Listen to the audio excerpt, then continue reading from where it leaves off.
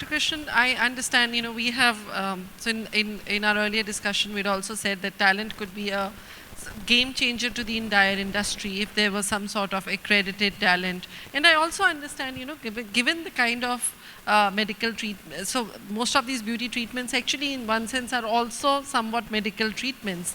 So how do you bring a stickiness of the consumer to the brand vis-a-vis the doctor? So when would a consumer really say that I am going to a blush clinic versus I am going to get a treatment from Dr. Jamuna Pai? So I'm sure that could be another issue that probably curtails the scalability of the whole project. Yes, definitely. See, what's happening is, for example, you take Ayurveda. Ayurveda has been practiced as a medicine. Now, Ayurveda can also be a brand of spa because most of the treatments conform to the spa treatments. Now, when you bring the Ayurvedic treatments from a hospital to a spa, there is an issue. Who is going to do the accreditation? Who is going to do the, okay, doctors, fine, they can supervise, but what about the therapists? So who is going to be the authority to do it? No, the Ayush department comes in there. They have no clue what's going on.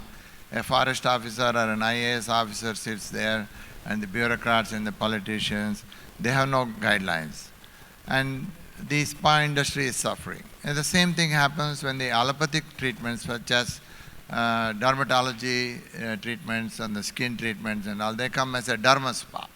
So the derma spa needs also again the therapists to be trained there. And who is going to train, who is going to give the license, or who is going to do the accreditation, who is going to do the certification? Now what's happening is, in the salon area it's okay because there is no medical side has come in there. When you come to the wellness and when you come to the spa, especially in India, we have brought the Ayurveda, and when the Ayurveda, if we need to brand Ayurveda as an Indian brand of spa, we need to work a lot.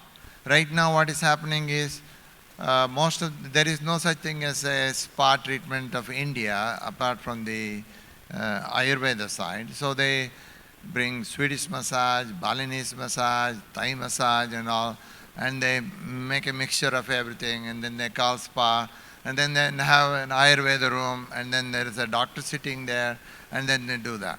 So who is going to do all this business? Who is going to certify? Who is going to standardize?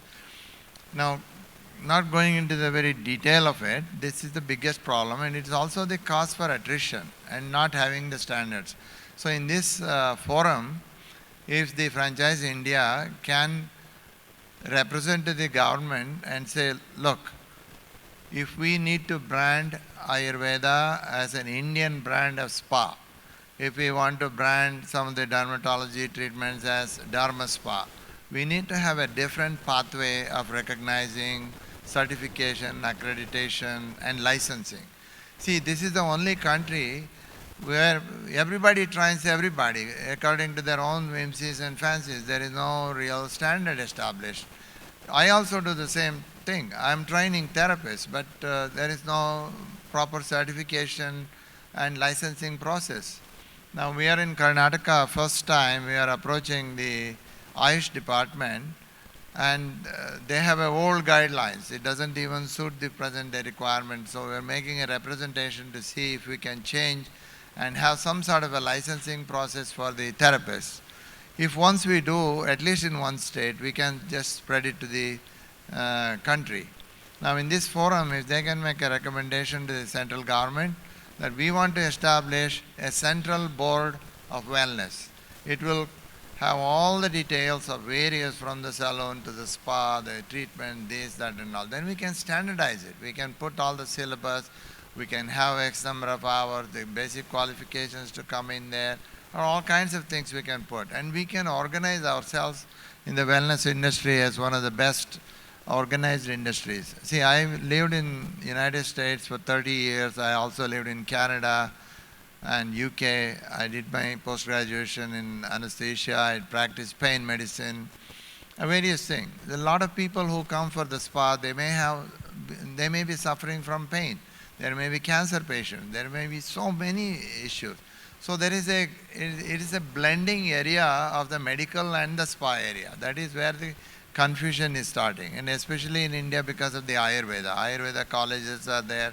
They are called as doctors, then medicine, this, that and all. Now you want to bring that to a different arena. Who is going to supervise and who is going to be the authority to control? We need to have clarity on this. Once we have the clarity, there won't be any problem. So this is a forum where we salon, wellness, spa, we are all gathered here. We need to come to some sort of a conclusion, pass a resolution. Okay, we are going to go to the government with this resolution to establish a board, to license and to accredit and to do the certification. Then there won't be attrition problem because there are so many institutions training these therapists. So where is the problem? They may go from one place to another place because of the money situation, but once there is a large number of therapists are produced, there won't be this attrition problem which all of us are facing. So do you think that scalability also becomes an issue because of it? You know, I mean, for example, you have a spa resort which is very, very large. But for you to replicate that spa resort in, let's say, outside or even outside or inside of franchising, whichever, that's a business strategy, where do you think that complexity comes? See, the scalability is a very, very, very good question, and that should be addressed. One of the reasons why these spas are not doing well, are not scaling up, is the return on investment is very poor. Now, if I have to open a spa with Ayurveda centered Indian brand of spa, if I have to go and rent a place in a commercial place or a brick and mortar place, and I have to do the interior, a good spa will cost me about ₹1 crore, interior and all, hoping that it would be very busy. What if it is not going to be busy? You can't take anything out. You are lost, investor will be very angry, and it's gone. So how can we do it? You know, there is a saying in Islam that if Muhammad cannot go to the mountain, mountain can come to the Muhammad. See, the Indians, we have a mindset that we would like to be catered. We would like to be catered at our doorstep. So this is the way we have to think now, how we can take these services to the proximity or the doorstep of the people. For that, we have to really do out-of-the-box thinking. Now the technology is there. We don't have to have a brick and mortar building to be moved around. There are various ways you can have a prefab construction which can be designed to match any five-star place. So you can set it up on a vacant land or somewhere. And you can even have a beautiful spa made on a mobile vehicle. Right now already the salon things are going on the small vehicles. They go into the apartments or houses and they cater. See, these spa treatments, you can categorize them. Some of them are simple, like maybe just a head and shoulder massage. Maybe there could be a massage which is like a dry massage. It doesn't require the whole lot of oil or a shower. That can go on maybe on a mobile van and a converted van which can be done as posh as a five-star spa. And then you can establish something which you can even take off. After the lease is over, you can move to some other place. Or you can go on rooftops and things like that. We have to think out of the box. This is the way we can scale it up. Otherwise, the old-fashioned way of thinking from the inside the box is not going to work. Sure. No, absolutely. Point taken. I'll come to you, Mr. Rajesh. You know, today every industry is getting disruption, some sort of the other, wherein, you know, so I mean, retail probably has been one of the biggest, they've taken the biggest brunt. But I think it's also for the good, because I see the old or the traditional never really dies. It's just somebody else comes and makes it a little better, and so everybody starts moving toward it. So you've got a great business concept which is about really helping the employees of large organizations to adopt a wellness program. You know, I can tell you, I run a big organization myself, but me neither nor nobody, my employees or my people would not really have the time to actually look up a wellness program for themselves. But I think the fact that you're doing it as a business makes all the difference. So can you tell us a little more about it, and also how you feel it will change the wellness industry and the consumption of wellness in the coming years? Truworth Wellness is one of the largest employee wellness companies in India, and we work with more than 100 corporates and reach out to almost 1 million employees. What we essentially do is, we create specific wellness program for the employees of the large corporates. And when we talk of wellness, wellness is a very large, it includes many dimensions. And the more importantly, the physical, which is your health part related to the health issues and other things. Second is your lifestyle deviations, about what kind of food we are eating and what kind of exercises. So it covers the nutrition and the fitness part. And third is the emotional wellness part, which includes, the emotional state of mind and other things. Now we have also, the beauty also plays a very important part. We have seen in our wellness programs that we run and the kind of wellness queries that we receive. Apart from the weight loss, the second highest queries that we receive are for the skin and the hair. So that clearly shows that, there is a lot of demand. Apart from that, physical is one part. Coming to the other aspects of the related to wellness, which is related to the counseling or related to the emotional part. And stress is again another big area where we feel that, a lot of these spas play a big role. We have, now these days we have started organizing, mobile spas at the corporate sites itself, doing all these foot massages and other things. So I see that, going forward, maybe in another year or year and a half, the way we see spas and these things in the hotels, I'll start seeing into them the corporate locations. It's not, and there is a huge demand for all those things. What we do essentially in the wellness programs is we are combining all the these avenues, whether it is the fitness tickets or the fitness programs. And we tie up with the different fitness players and the different spa players and try to bring in, combine the packages and offer to all the employees.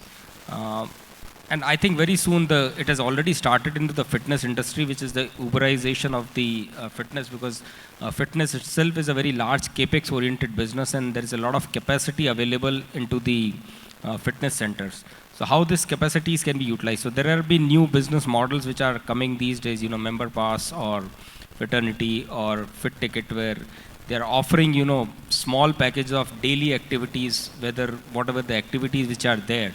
And those activities are being sold to the corporate employees, where people can go and use it for a day. So I have an option of going today to a fitness center and I can use the gym. The same day I can use it for a yoga activity, or I can go for a Zumba classes or other things. Similar way, I feel that, spa and all these things are also very capital intensive business. And there is always a capacity issue. And it's very difficult to plan whether you will be running at 100% capacity. So I think, technology and combined with the corporate employee base, which is one of the highest paying employees. When we are talking of all these employees, we are talking of a young population which is 25 to 35.